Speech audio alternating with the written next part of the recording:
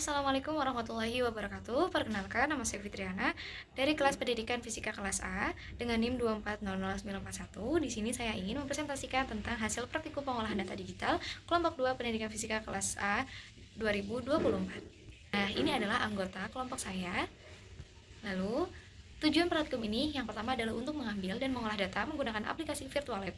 Yang kedua adalah untuk mengolah data menggunakan metode manual, VBox, tracker, dan analisis video untuk menentukan koefisien restitusi.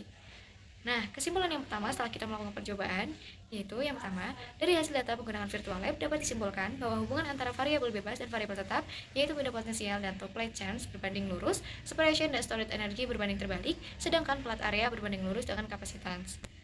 Nah, kesimpulan yang kedua adalah dari keempat metode yang digunakan untuk menghitung koefisien restitusi, metode yang paling akurat adalah menggunakan analisis video tracker, video, dan VBox karena metode tersebut berbasis aplikasi dan sistem. Jika dibandingkan dengan metode manual, ada faktor keterbatasan penglihatan manusia. Nah, ini adalah hasil pengolahan data ketika kita menggunakan aplikasi Virtual Lab. Ketika variabel bebas yang dirubah yaitu tegangannya. Nah, tegangannya ini kan kita rubah-rubah mulai dari 2 sampai ke min 0,3 dengan separation yang tetap yaitu 6 mm dan plate area yang tetap yaitu 200 mm kuadrat.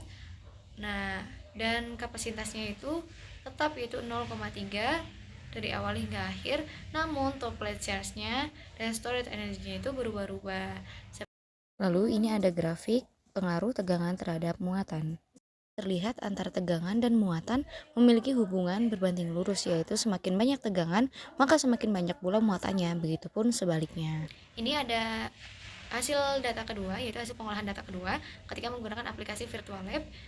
Variabel bebas yang dirubah yaitu separation-nya. Jadi separation-nya itu kita rubah mulai dari 6,2 sampai ke 8. Tegangannya sama yaitu 1500. Terus plate area-nya juga sama, tidak kita rubah sebesar 200 mm kuadrat. Namun di sini kapasitasnya, top plate charge-nya, dan storage energy-nya itu ternyata ketika kita mengubah separation-nya itu berubah-ubah. Dan ini adalah grafik pengaruh separation terhadap storage energy. Pengaruh separation dan storage energy itu berbanding terbalik, yaitu semakin besar separation-nya maka storage energy akan semakin besar juga, begitupun sebaliknya. Nah, ini ada hasil ketiga, yaitu hasil pengolahan data ketiga ketika kita menggunakan aplikasi Virtual Lab. Ketika variabel bebas yang dirubahnya adalah plate area-nya. Jadi plate area-nya itu dirubah-rubah mulai dari 100 mm kuadrat hingga ke 280 mm kuadrat.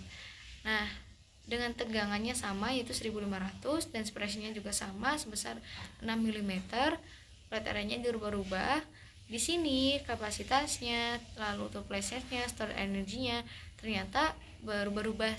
Dan ini adalah grafik pengaruh plate area terhadap kapasitansi. Semakin besar plate areanya, maka semakin besar pula kapasitansinya, begitupun sebaliknya. Kemudian, kita juga menggunakan aplikasi VBox. Nah, di aplikasi VBox ini ketinggian pertamanya yaitu sebesar 70,32 cm. Nah, ketinggian tumbukan pertama yaitu sebesar 54,23 cm. Maka kita menghasilkan koefisien restitusinya yaitu sebesar 0,88.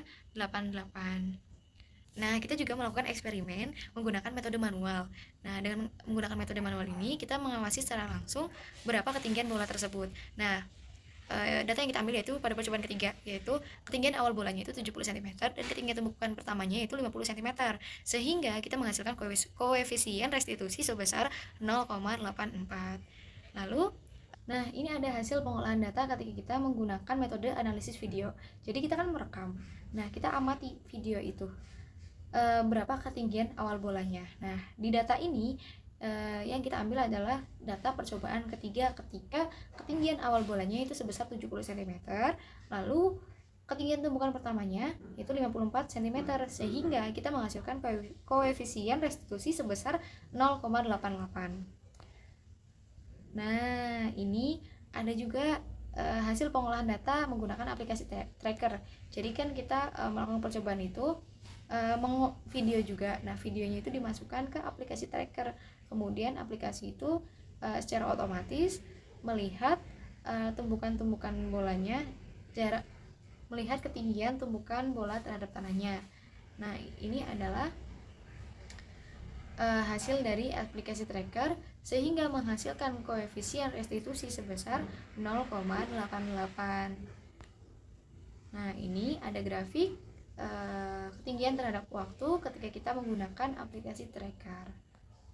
Nah, beberapa kali percobaan itu kita bisa mengamati bahwasanya hasil koefisien restitusinya itu tidak jauh berbeda dan setiap alat itu mempunyai kelebihan dan kekurangannya.